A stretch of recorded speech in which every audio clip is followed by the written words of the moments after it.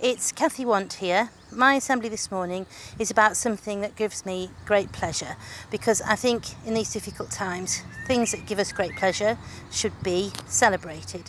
So welcome to Toe's Gardens. These are my allotments. I have an allotment up here.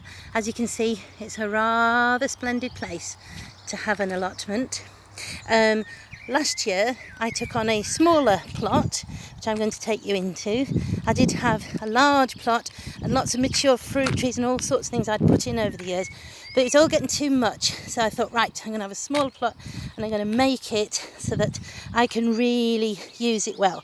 So first put in a rabbit-proof fence, because as anybody who grows anything knows, rabbits can be the enemy. There is a man that comes up here and will shoot rabbits for you, but I would rather just keep them out. Okay, and then I put in these lovely raised beds, which means I don't have to grovel about on my knees to grow my veggies. And I put down lots and lots of wood chip, as you can see. This is my TP, which I'm very proud of, and I made this out of wood I scavenged from somebody who'd been hedging, so I took that, and my French beans will be climbing up that very shortly. Over here, more wood. This is for my peas. I know you can grow peas up netting, but I don't like doing that because I've done it before and sometimes little birds get stuck in it and then they won't eat the peas. And we've got lots of salad crops here. I've actually eaten all of my radishes already, so I've got more planted over there.